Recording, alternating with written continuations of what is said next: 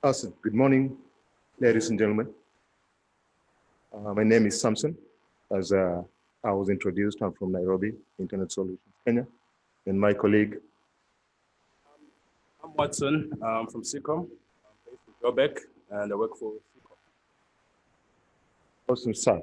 So I will be the captain. He's going to be the co-captain. Is it first officer or something like that? So we'll take you at an altitude of maybe 10,000 so you can enjoy the view. Brilliant. So we like the way the previous conversations have proceeded. We started with setting up a network and adding stuff on the network, vendors and things like that. And now we guys are coming from a perspective of managing this network. A colleague of mine asked me one time, what do you do once you establish a network?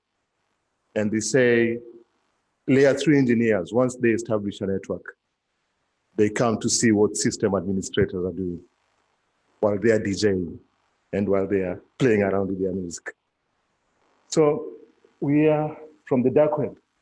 It's a beautiful day, and I'll tell you more about the company I come from, Internet Solutions. I know most of you have heard about it. We are an ISP and a subsidiary of Dimension Data. Probably Watson can tell us more about SEACOM. From SEACOM, we're a network operator.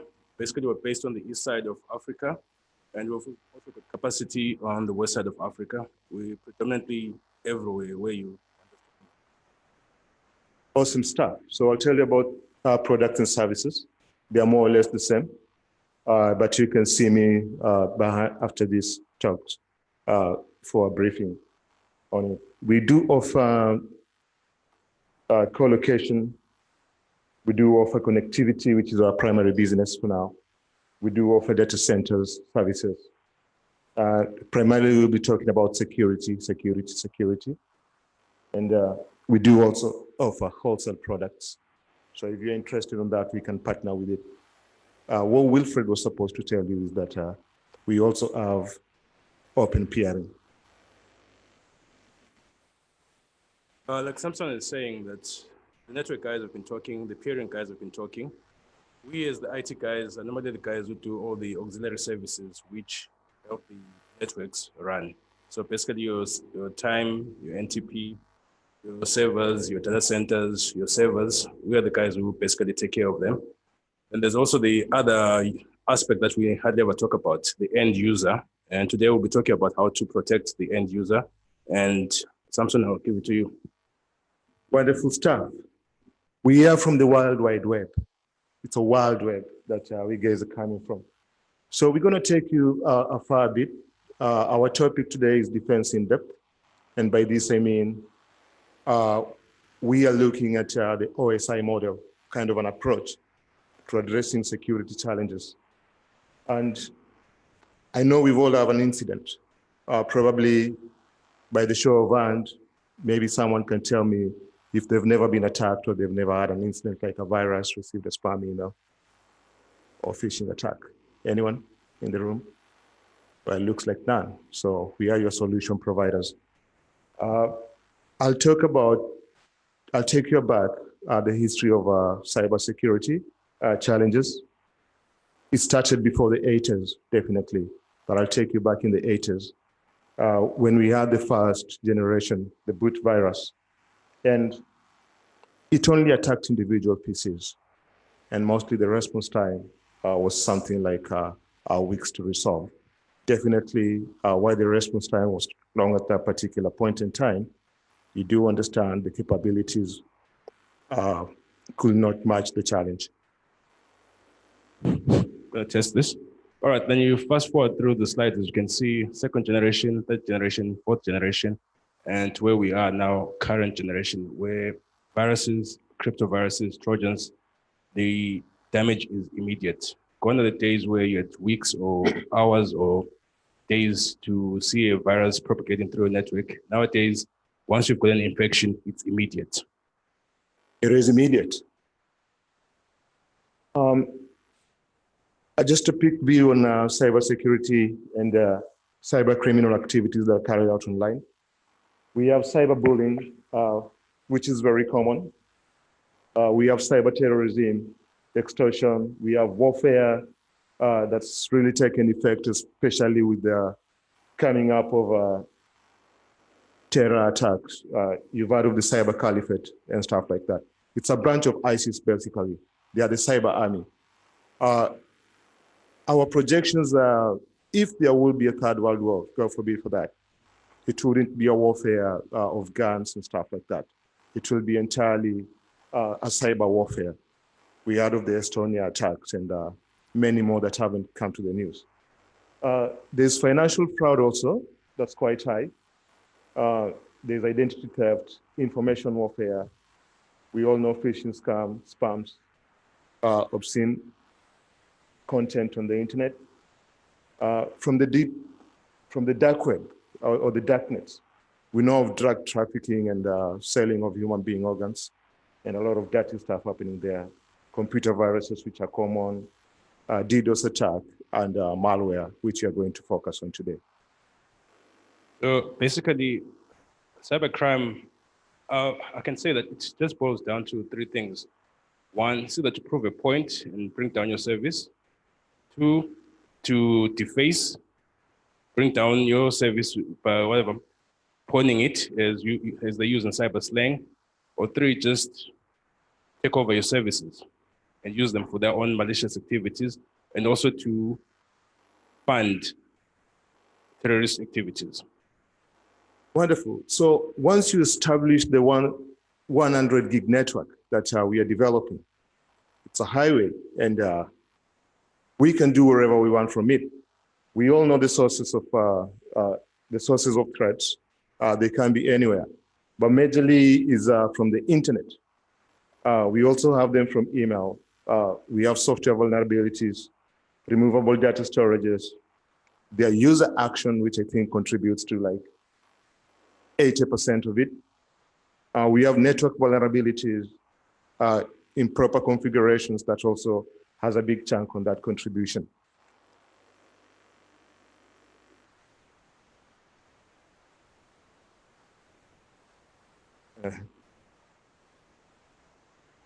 Whilst we're trying to find the correct slide.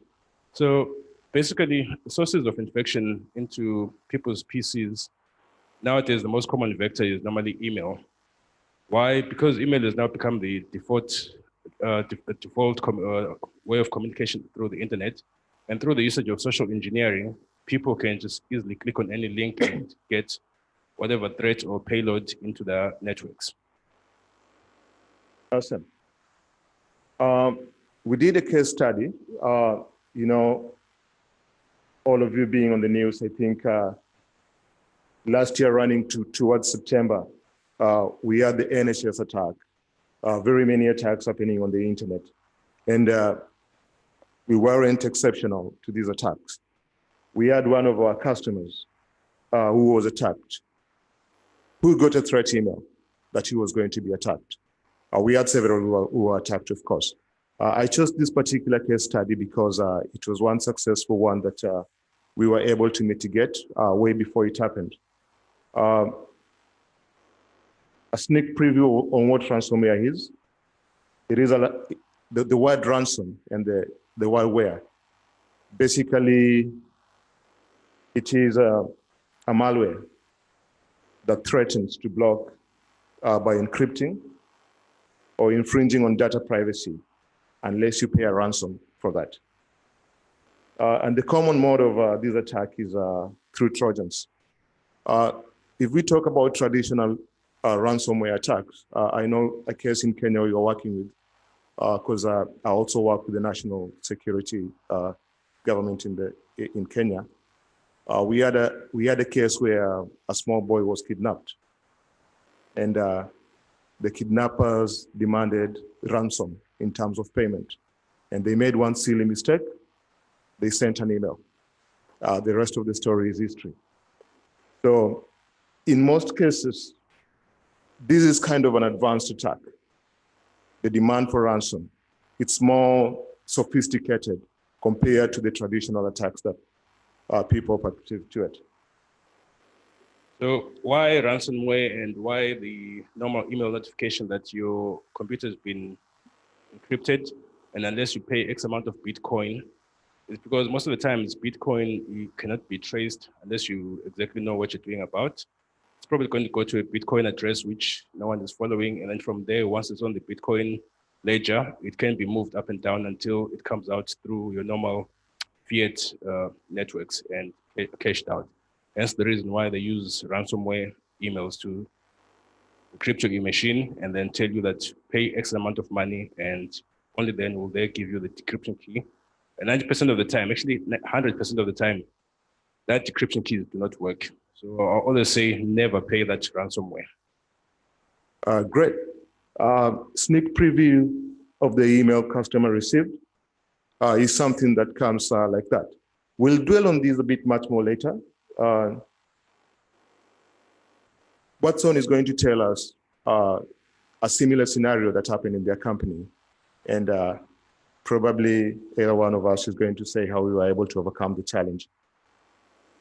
A couple of years back, 2017, I think as most of you will know, 2017 was the rise of crypto viruses. So in the IT emails, I happened to see an email where one of my users was complaining that her files were scrambled. And a couple of minutes later, I saw another email from another user saying that her files were scrambled. And the coincidence of these two people having the same scrambling happening to their machines in two geographical different locations, to me, proved that something else was dodgy on the network.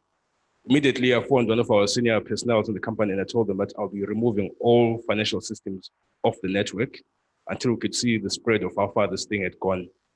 Working with my team throughout the world, Kenya, India, South Africa, we spent the whole night tracing this virus using some open source software and some in-house software. We managed to stop the spread of the spread and the propagation of this virus going through the network. And I think the business probably lost only a couple of hours downtime compared to us losing all our financial data through the night had that virus propagated and spread through the network. So as a result of that, this caused me to review all my internal security systems and models, which I had previously based organization on. And now we've moved to a totally different security model where your traditional Windows guy will say, deploy a Windows domain and control Windows PCs using Active Directory. That is stopped. I've got no machines on the domain which are connected to the domain. We've moved all our applications from being in-house to being cloud-based.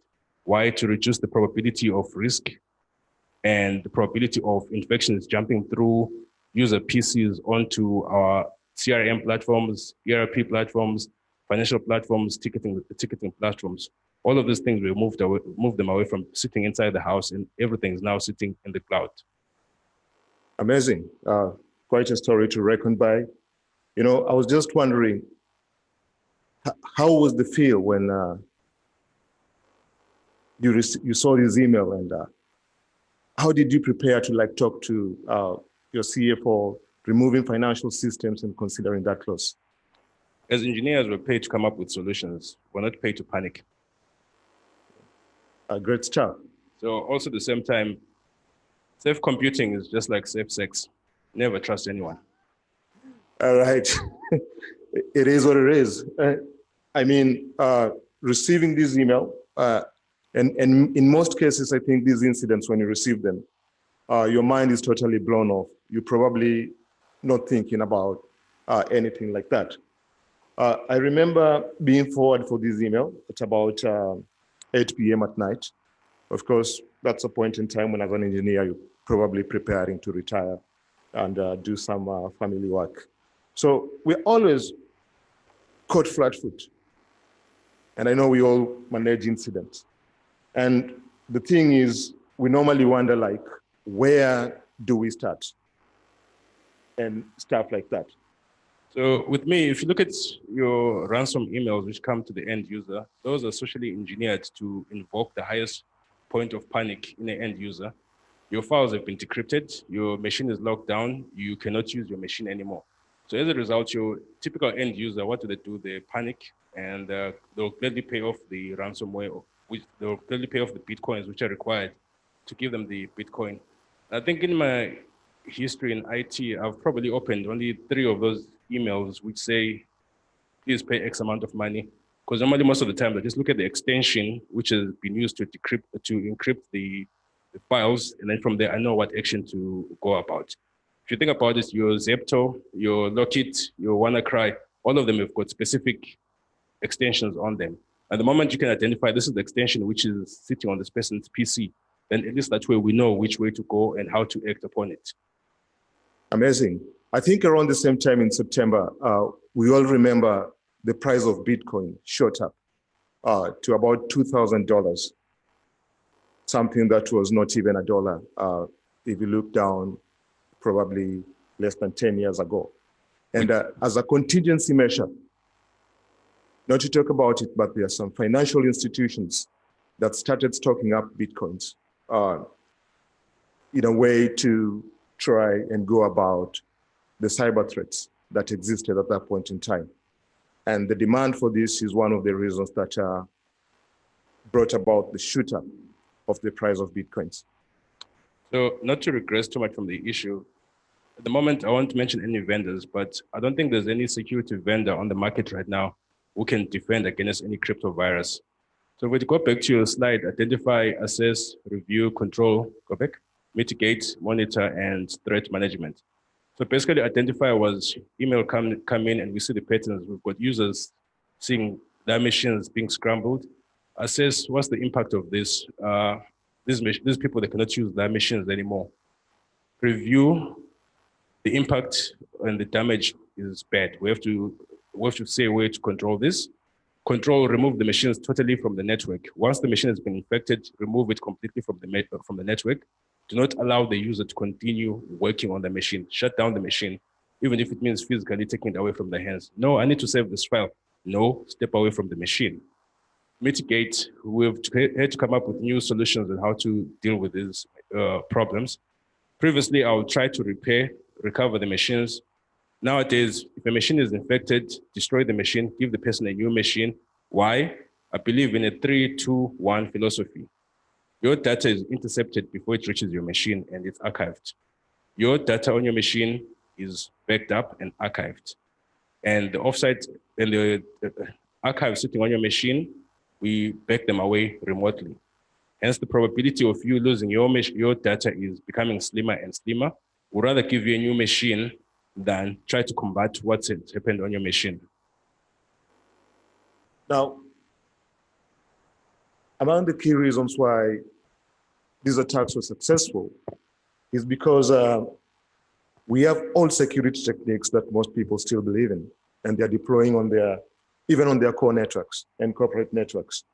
And this is the analogy that everyone has, even IT guys who are experienced and have been in the industry for quite a long time, that the firewall is everything. I remember having a conversation with a finance guy, and we had a budget, and you put a firewall there, you put endpoints, you put anti-spam service, and they would ask like, but we have a firewall. It's supposed to be everything to us. So a poorly configured firewall is just a waste of time. It doesn't make a difference. Your firewalls need to be continuously updated to the latest threat patterns which are happening in the world. And if you've got the proper configuration in place, then you won't have any problems. But most of the times, you'll find that your configuration, which was working last week, might not necessarily be working today, as a different port or a different vector is being used to bypass the firewall. And also traditionally, your antiviruses used to be put on-prem, but now we've realized that on-prem antivirus solutions, they are slow to update the CVEs. Hence, using a cloud-based antivirus solution, which has got agents deployed on your machines, on your users' machines, effectively what you've done is now you've turned your whole corporate network into a honeypot network. As long as reporting is enabled on those agents, if anything happens on the machines, those agents can report immediately back to you and tell you that so-and-so's machine has been infected. Whereas back in the days, you have to report to the antivirus server will report back to you, and that method is no longer working.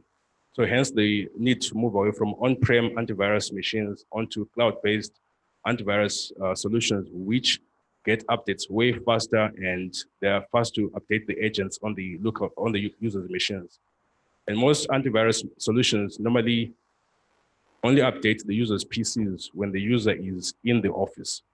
With your cloud-based antivirus solutions, as long as the user's got internet, that machine can be updated with the new and the latest policies. Very true. A simple video on YouTube can direct a 10-year-old kid on firewall evasion. I know firewall evasion is a topic that we are doing on OffSec, but simple clicks, a child who can follow up instructions will evade a firewall and find a hole into your network. So back into old ways of thinking on security, we believe everyone on the internet is a suspect. They say the only way to stay secure is shut down your machine. I mean, that will guarantee you security.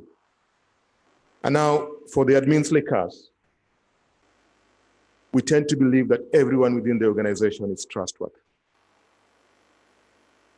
And the security model we use on the previous snippet, we are built to lock outsiders. We believe that the antivirus system is everything. In most cases, we don't have monitoring in place. We don't have NOC, we don't have SOC, we don't review our event viewers and stuff like that.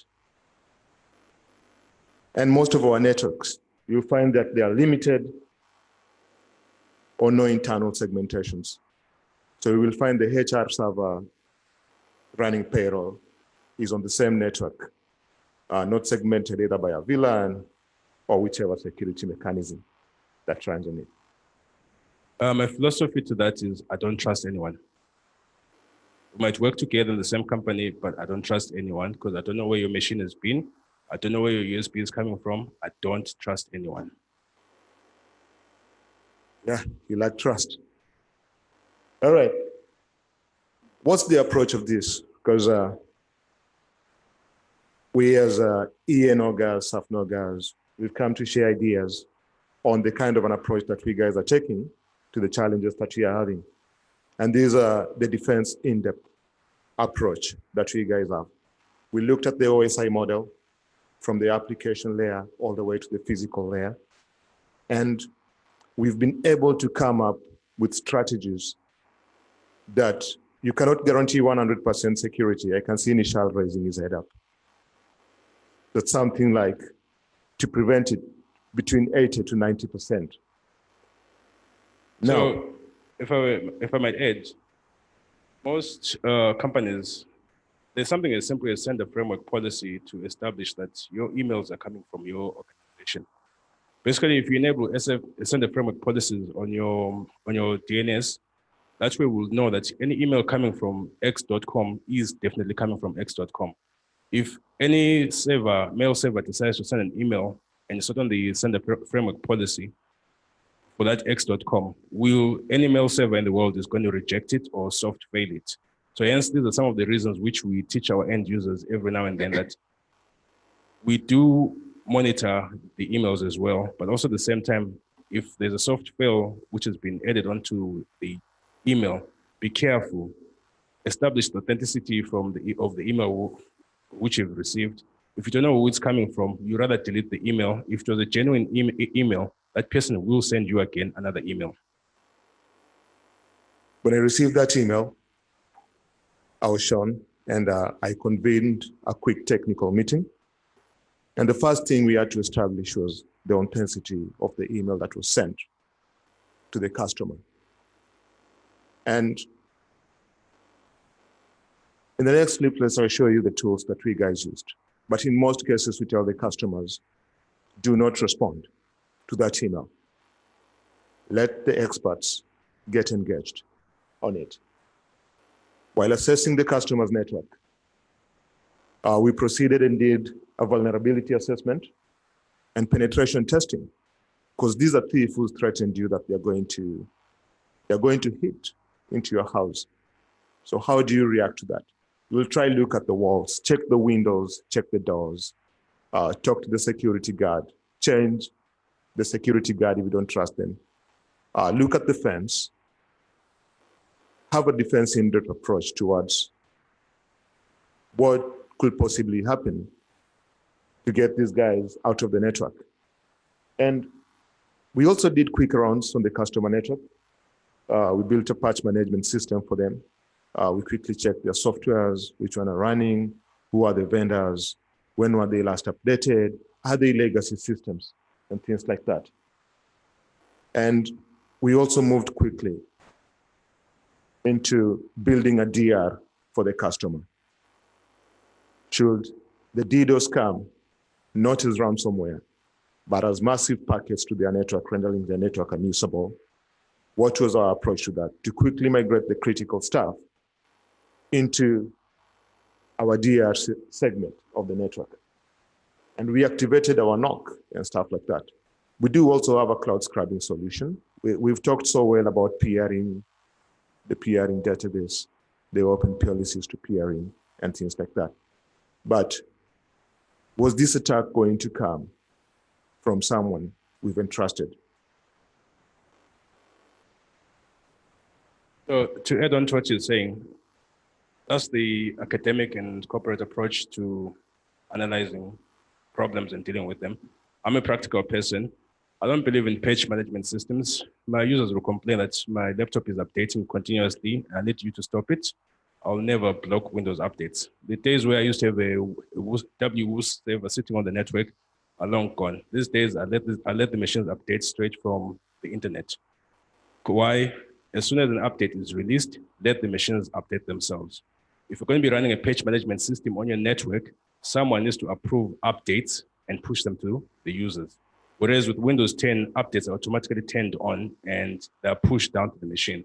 I'd rather have a user spend 4 hours or 2 hours downtime whilst that machine is busy updating and getting the latest patches. The email we received came from a country, I won't mention it, but restricts revealing the user identity.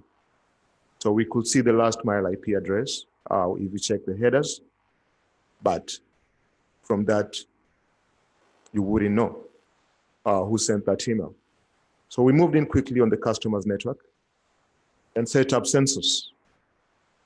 I know the product that you see down there, it's called a canary box. And it has a lot of capabilities. One of them, it was able to assist us to reply to that email. And we were sure of one thing, that immediately these guys open that email, we will know their source. And in our assessment, we were able to narrow down to the organization where this email was coming from. As much as I love Canary Systems, I believe it's one of your founders who came up with that box. I've worked with it before. And as much as I love with Canary Systems, my thing is most threat actors normally hide behind bot networks. And you going against a bot network is basically going against someone whose machine has been compromised. He doesn't know that his machine has been compromised. So basically, bot networks are people's machines or networks which have been compromised to send you that attack which is happening on your machine.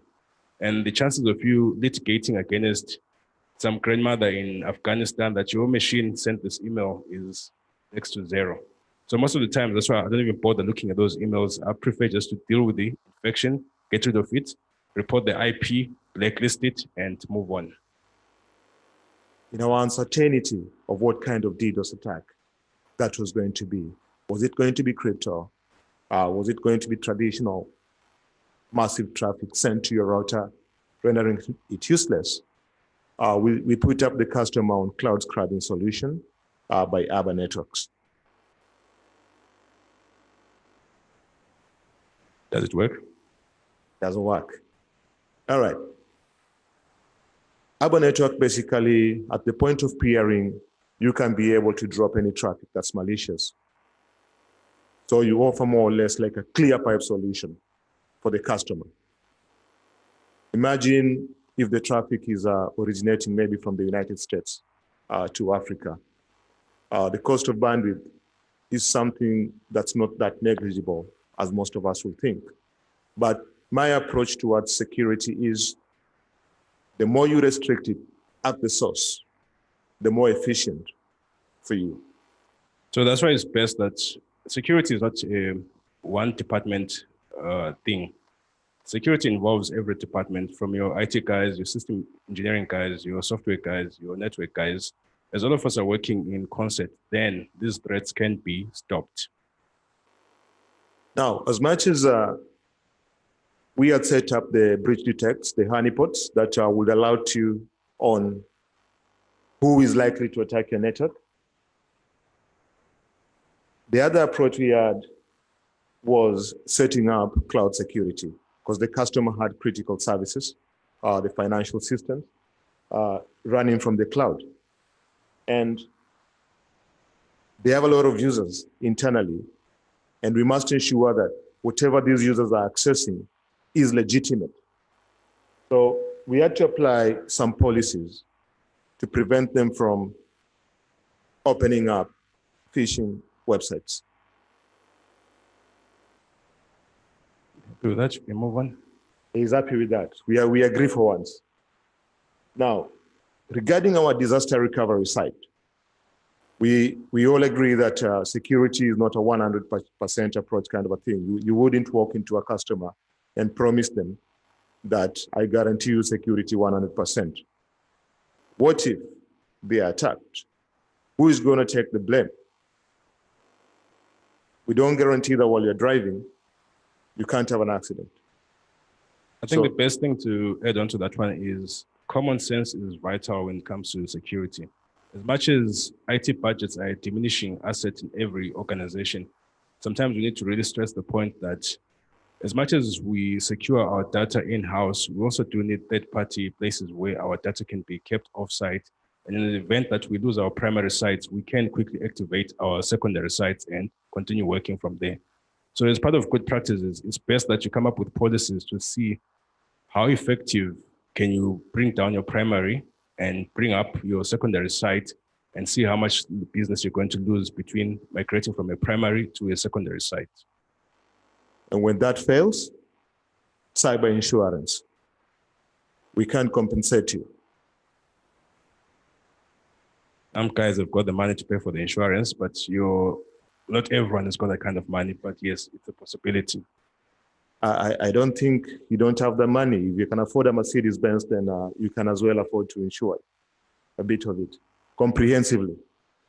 So if you look at your typical business, you can afford to lose a couple of hours or a couple of days of data, but you can't afford to lose 6 months or a year of your financial data, because if you don't know who you owe money and you don't know who owes you money, your business might as well just close shop, because there's no way you're going to survive. Back into our OSI model, DNS URL filtering as part of the defense approach towards the solution. If we know phishing sites, we can blacklist them and they won't even be able to resolve. Products like Nominum, Cisco Umbrella, and much more products. We were able to give the customer solutions for him to select which one he thinks he can afford. So the beauty about URL filtering, managed firewall services, those require you to have a big IT department. But most of the time, there are also open source solutions which can also do the same thing. Your pfSense, your Getter, there's so many of them which I can mention, which can also do the same thing, where as long as you program them and update to the latest RPLs, real-time blacklistings, you can provide the same protection which your commercial firewalls are providing end users. Intrusion prevention systems. It is already. We have to ensure that the customer has this and that the software is updated continuously with new signatures. Another approach we had was fishnet. And in most cases, these are for user education and sensitization. We tried sending an email to the users internally, and we waited for a response. And this was the content of the email we sent. Your password is expiring in 2 hours. So that you're not locked outside, click on this link and change your password. And of course, it will ask you for your old password before putting in the new one. And FishNet is a product which I like so much because it can narrow down who did what by IP address. And these are people we will train, sensitize them again, and send a secondary email, like the one that you will receive normally if your password is about to expire in 10, 5, or 3 days, depending on the threshold you set. So basically, social engineering has been used for a long time to spread and compromise people's networks or people's machines. It's best that you educate your users through sending out email alerts, visual cues, your posters, just anything to update them. That do not click on unknown sources of emails. Do not click on emails asking you to change your password. Because at the end of the day, your typical internal IT support will never send you those emails. So basically, social engineering is busy working on people's fears and asking them to deliberately click on those links. And also, if you think about what you're saying on internal audits, as much as I said beforehand, I don't trust anyone. My IT guys get audited as well. I also get audited. So we do have our internal audits, and we also do have external auditors. As much as we do have a security team, we do have also external auditors who come and audit our work. And anything we do is reported back and said, we have to come up with a list of the things we are doing. All right, we're running up to lunch. Secure Connect is one thing we deployed. Vulnerability scanning is one thing we spoke about. Web, email security, penetration testing. Our success criteria as internet solutions, our customer was not attacked. We were able to track the source of this email. We were not keen on taking legal action for obvious reasons. We moved into blacklisting and null routing the suspected source. We detected amplification attacks and volumetric attacks, but we were able to stop that. And we continued helping the customer in reviewing the internal processes and procedures. And it was a win-win situation for both of us. So with me, my success criteria is the ability to be able to sleep at night. I'm a lazy system engineer. As long as my users are not complaining that the machines are infected, that means we're doing something right. Great. So probably you may be having questions. I can see the lunch tokens going around. Any questions? You can choose to ask us the questions over lunch. Anyone else besides Nishal?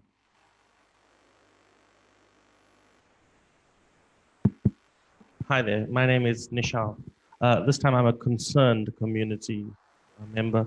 I disagree with a lot of what you've said, but I've never been an enterprise system administrator, so I'm not going to question all of them. I just want to talk about two that I think are quick and easy. Your advice about not running a WSUS server. Now, I remember when I did work in stuff a long time ago, that was the localized Windows update server. Not being able to do that not being able to update from a local copy, and your advice on telling people not to do that is really, really bad.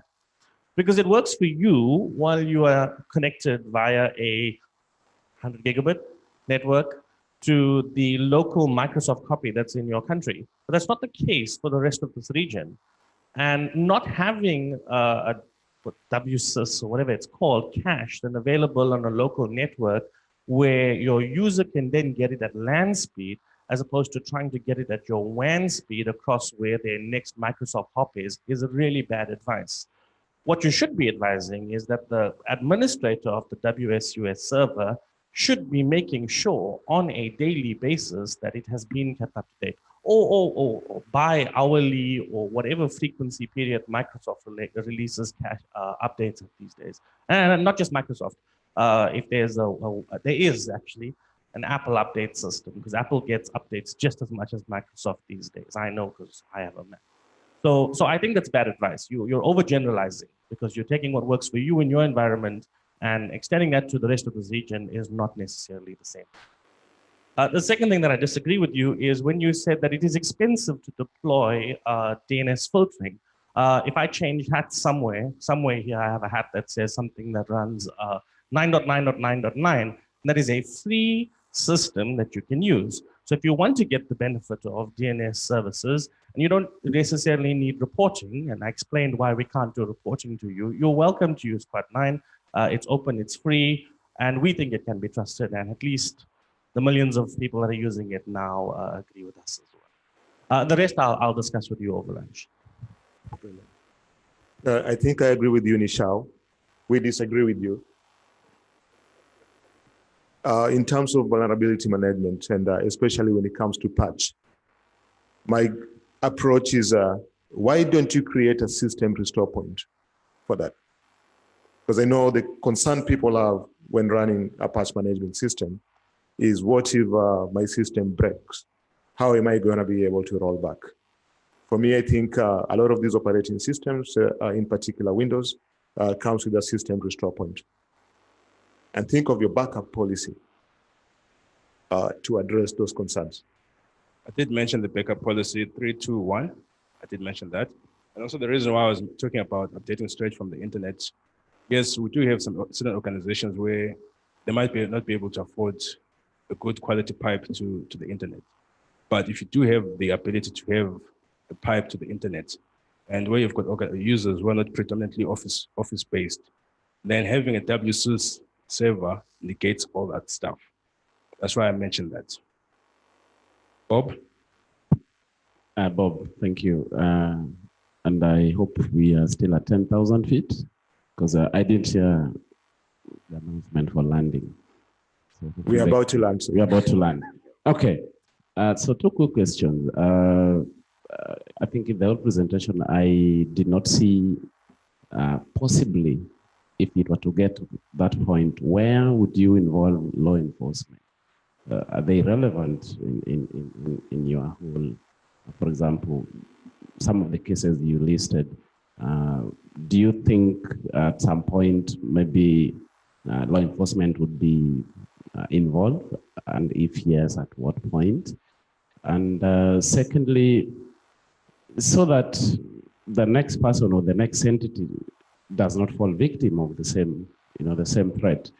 To what extent is this information being shared with any other parties or released so that everybody else, from your intervention, maybe get ready or know what to do if at all they get caught in the same? And partnership in general, whether from an investigation perspective to help, if there's an investigation that seeks your help, how ready would you be to help support investigations around such issues? That's a very good question. Internet Solutions Kenya has been seconded to the Kenya National Security, the SAT team. And among our members are the Kenya Bankers Association, we have the DCI, we have the Kenyan military, and all these critical infrastructure. Now, we have a way of sharing information.